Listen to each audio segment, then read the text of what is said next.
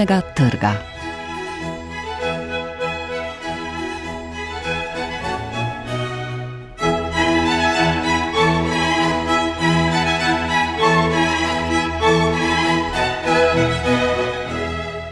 Dober večer. V oddaji iz knjižnega trga bomo tokrat predstavili pesniško zbirko Marka Matičetovega V notranjosti so pokrajine, kriminalni roman Jureta Godlerja Mrtvi kot in spomine Ligi Roberto, Moje prijateljstvo z Borisom Pahorjem. Recenzije so napisali Andrej Lutman, Katarina Mahnič in Iztok Kilih.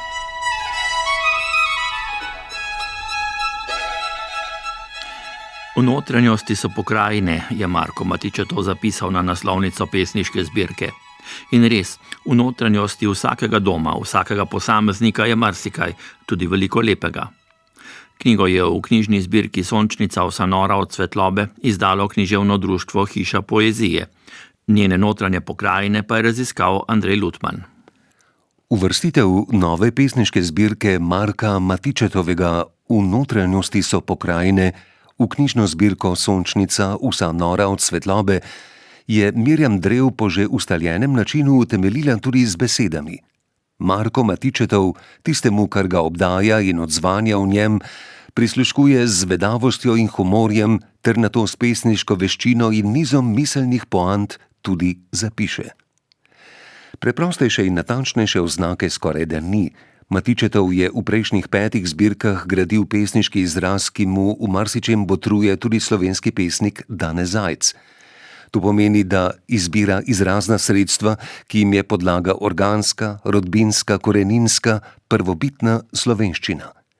Njegove pesmi ne stremijo po kaki posebni inovativnosti besedja, ampak se zadovoljijo z ustaljenim besediščem.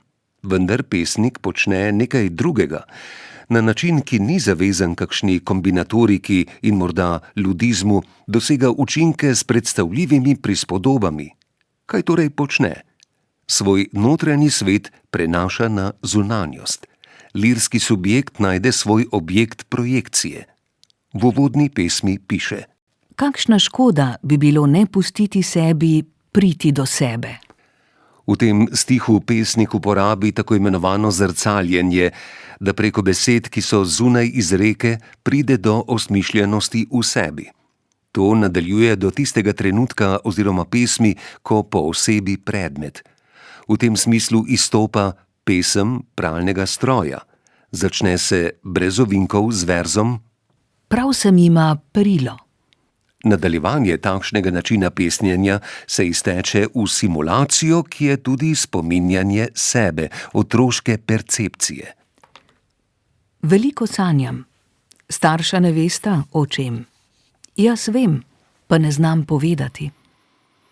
Ob prebiranju pesmi še zvemo, da pesnik ni več sam, saj se mu je pridružila ženska, s katero ima otroka, in tudi svoji družici nameni preslikave introspekcijskega dojemanja sveta, ko v pesmi z naslovom Ta zveza zapiše: Ta dva ne vesta več, kako je biti sam. Tako sta prepletena drug z drugim, da si ne predstavljata, da ne bi bila.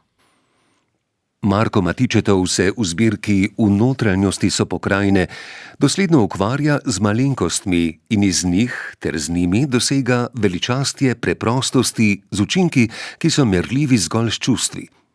Ko je v prejšnjih zbirkah še opeval balinanje, bolj ali manj imaginativne izlete v Južno Ameriko ali sprotne dogodke vsakršnega dne, je ostajal zvest osnovnim predstavitvenim načinom. Ni se zapletal v tavtologije, ne iskal izpovednega izraza na vso silo, temveč je puščal nekak naravni tok prispodob.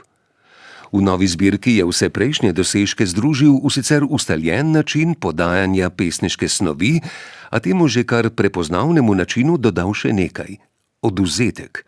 Svojemu izrazu je odvzel napor, ki se mu v komercialno-oglaševalskem smislu reče presežek. Ne, ta poezija ni presežna, ker tudi noče biti. Ta poezija je pač glasba, s katero pesnik dosega vsakovrstno bralstvo, ki ima posluh za občutenja in s čudenjem nad preprostostjo izraza oplemeniteno ustvarjalnost. Da se pesnjenje ne gradi na stalnem službovanju, rasti, kopičenju, preseganju, je kakovost, ki sodobni slovenski poeziji pravzaprav manjka. In z takšnega stališča je pesniška zbirka Marka Matičetovega z naslovom V notranjosti so pokrajine, tista pokrajina, kjer sončnice ne ovenijo.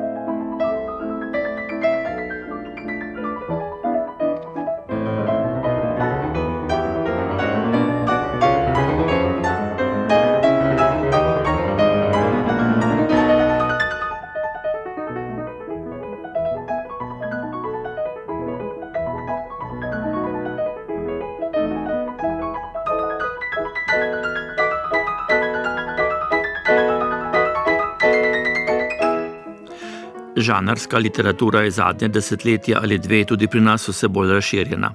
Jure Godler se je najprej posvečal komičnim vohunskim zgodbam, zdaj pa se je lotil še kriminalke. Roman Mrtvi kot je izdala založba Pivec, ocenjuje ga Katarina Mahnič.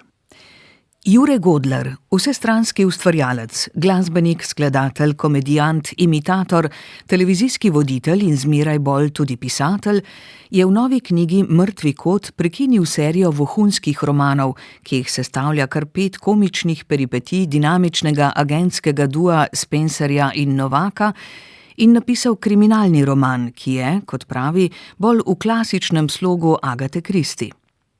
Preusmeritev iz vohunskega v kriminalni žanr, iz napete adrenalinske satire v možgane kravžljajoči hudanit, mu gre odlično od rok oziroma izpod peresa, zato je razveseljivo prebrati, da je Mrtvi kot otvoritvena kriminalka nove serije o razreševanju umorov, ki na sceno postavlja še enega detektivskega knjižnega junaka.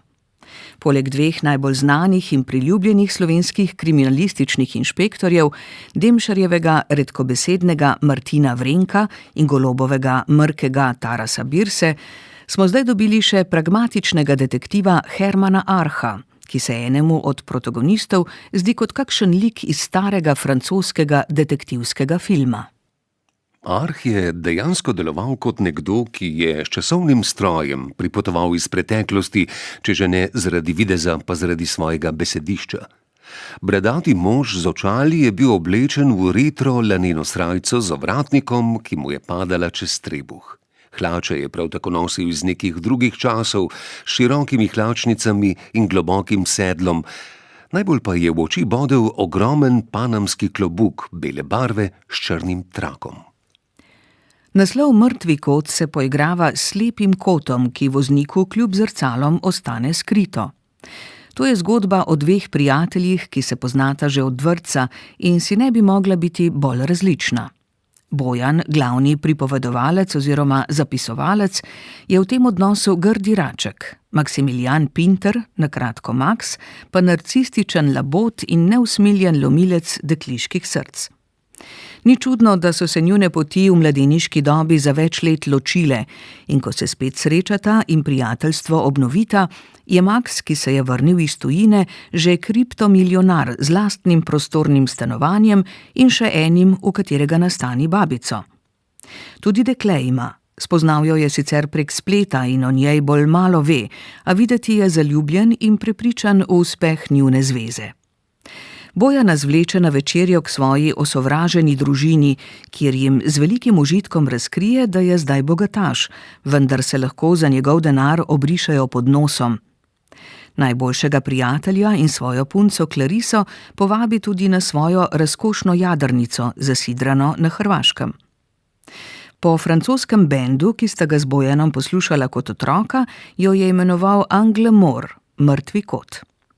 In prav na njunem krovu se Max po prekrokani noči zjutraj zbudi med okrvavljenimi rjuhami, o Clarisi pa ni ne duha ne sluha. Bojan mu nesebično priskoči na pomoč in se na vse kriplje trudi zakriti prijateljev domnevni zločin, a ta je zaradi šoka že začel izgubljati razum in ukrepati po svoje. Roman Mrtvi kot ni krvav in ni na silo intelektualen, pa tudi psihološki triler ni, čeprav ima psihologija v njem pomembno vlogo. Korektno upraviči vse zahteve in pričakovanja kriminalnega žanra, ne bi pa bil nič posebnega, če ga avtor ne bi napisal dinamično in rahlo sarkastično, v živahnem jeziku, polnem iskrivih dialogov, z dobrim ravnotežjem med komedijo in tragedijo, ter ga začinil z zanimivo zgradbo in dobršno mero čudaštva. Pogodlerjevsko pač. Tukaj je tragični junak Max, ki mu nenadno bogastvo prav nič ne pomaga vzdrževati njegove že od najstništva nestabilne psihe. Tukaj so Maxova disfunkcionalna družina, ki jo provociranje sina milijonarja in apetiti po njegovem denarju še bolj raztreščijo, pa njegova ljubljena prebrisana babica Marjanca, ki pred vsemi drugimi družinskimi člani hlini nepokretnost in demenco, da se jim maščuje, ker so jo utaknili v dom. Tukaj je Clarisa, skrivnostna Maxova ljubica, o kateri pa bralec izve tako malo, kot malo ve o njej Max, razen da je bila prikupno dekle. In tukaj je izmuzljivi Bojan, ki v zgodbi, ki jo je sam zapisal, izpade kar preveč prijateljsko vdan, dobronameren in razumevajoč, skoraj viteški. Zanimivo je, da se detektiv Herman Arh pojavi šele v 8. poglavju, na dobri polovici romana, ko ga kot Slovenca, ki dopustuje na Hrvaškem, hrvaški kolegi povabijo, da prevzame primer izginule slovenske potnice na jadrnici Angle Mort. Drzna odločitev, da osrednji lik kriminalistične preiskave uvede tako pozno, je pisatelj pojasnil z besedami, da je od lika dobre detektivke zaplet sam, kombinacija motivov in vzgibov in tudi ustvarjalnost umora samega. Detektiv po njegovem sodi v drugi plan. A vseeno deluje kot katalizator, ki na koncu razkrije vse podrobnosti in pojasni okoliščine umora. Arh na koncu Bojanove izpovedi na pičlih 10 straneh v pripisu res razplete zamotano štorijo, vendar pojasnilo za bralca ni popoln šok, saj se mu je tu in tam marsikaj poblisknilo že prej. Morda je največja pomanjkljivost te sicer kratkočasne in duhovite kriminalke ta, da se pogled med branjem ne znajde prav pogosto v Mrtvem kotu. Pravzaprav se z njim resnično in dokončno sreča le Max Pinter, kar posrečeno v besedi Herman Arh. Zlo se mu je mojstrsko prihulilo v Mrtvi kot in niti najmanjšega opozorila ni dalo od sebe. Zanimivo bo opazovati, kakšno mesto si bo novi detektiv izboril v družbi drugih fiktivnih stanovskih kolegov. Poleg 2 že omenjenih jih v slovenskem trenutno močno zastopanem kriminalističnem žanru kar mrgoli. Občutek imam, da se bo dobro znašel.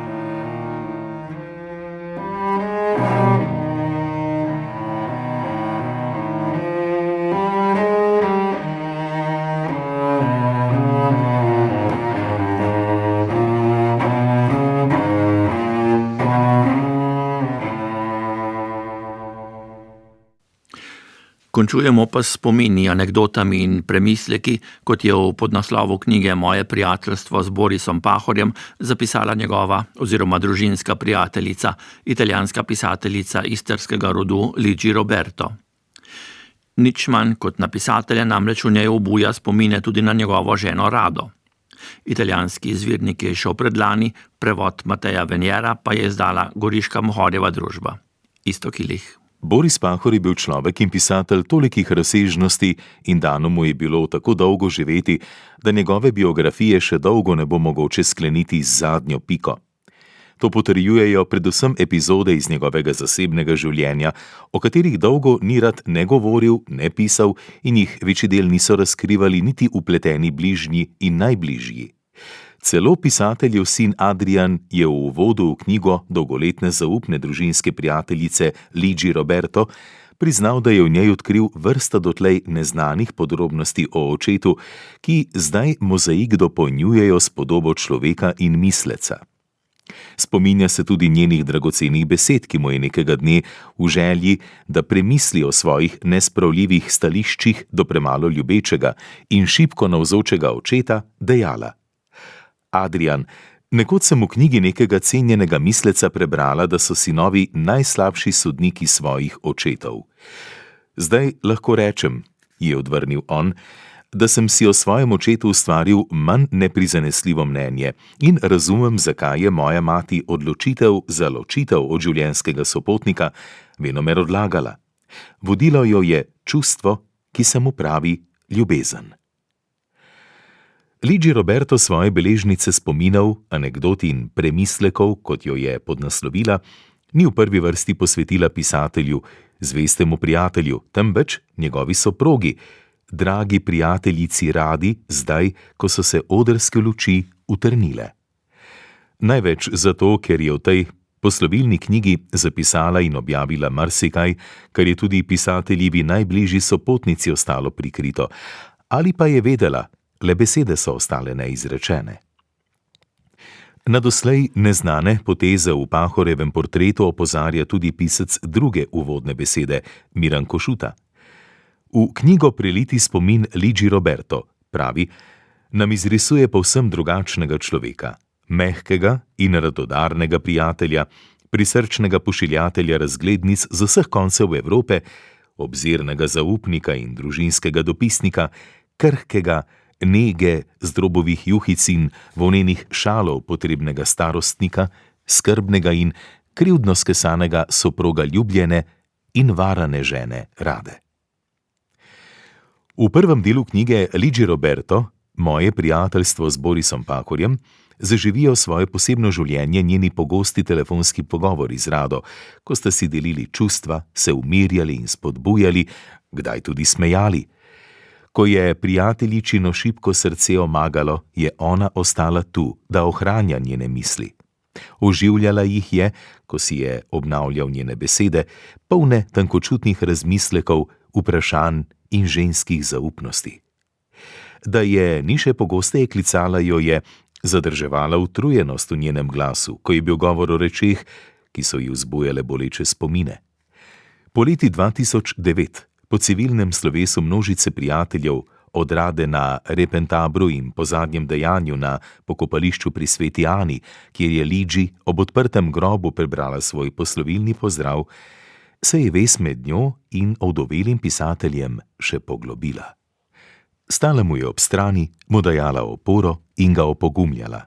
Med njima so romana pisma, nekatera natipkana, druga izpisana z roko, dolga ali le pozdravi v nekaj besedah na razglednicah. Luigi se je veselila pisateljevih vseštevilnejših priznanj in počastitev ter prevodov, posebno zamudniških v italijanščino. Nekaterim je pomagala odpirati vrata tudi sama. Že leta 2012, na primer, Zlati ptici, kovancu, s katerim so Benetke v času republike počastile svoje plemiče, člane velikega sveta. S prijatelji iz Veneta je nato poskrbela, da je mesto Treviso, odlikovano z zlato medaljo za odpor, Borisu Pahorju, kandidatu za Nobelovo nagrado za literaturo, leta 2014 podelilo častno meščanstvo. Po leti 2020, 14 let po njeni pobudi takratnemu predsedniku Italije za visoko državno priznanje Pahorju, je pisatelj ob 100. obletnici požiga Narodnega doma v Trstu iz rok Sergia Mattarelle to odlikovanje, veliki križ reda zaslug Republike Italije, tudi prejel. Luigi Roberto se z nežnostjo in obžalovanjem spominja tudi zadnjega prijateljevega klica po telefonu. Bilo je na velikonočno jutro leta 2022, poldrugi mesec pred njegovo smrtjo. Po tem ganljivem slovesu je ostala sama, spomini na skupne trenutke. V knjigi, nadaljevanju pogovora iz to stranstva v onstranstvo, jih je nanizala v prizadevanju, da bi ostala kar najbolj zvesta pisateljevim besedam. Večinoma jih je zapisala kot dvogovore, ne glede na časovno zaporedje, kot da so ravnokar izveneli. Pomemben delež v knjigi Luigi Roberto, Moje prijateljstvo z Borisom Pahorjem, ki jo zaključujejo strani z izbranim dokumentarnim gradivom, imajo avtoričini spomini na otroštvo v Novigradu. Posebno na dan, ko je morala družina v izgnanstvo. V knjigi Ljubljena in neznana Istra je zapisala: Naš odhod, v strahu pred maščevalnim nasiljem nad Italijani, je bil pristen, bridek beg duš mimo vseh dogovorov, gnan od hudournega toka moralnega in stvarnega nasilja novih okupatorjev. Pahorjo je, se spominja, takoj potem, ko mu je v pismu omenila odličen sprejem svoje knjige, poklical po telefonu in dejal: Treba je podpreti začeti proces pomiritve, ki ga nihče ne more obsojati, da se boleča igra zaključi. Sama je pozneje v tem duhu dodala: Potrebujemo skupno voljo za spoštovanje spomina tolikih mrtvih, da bi arhivirali poglavje o strahotni drugi svetovni vojni.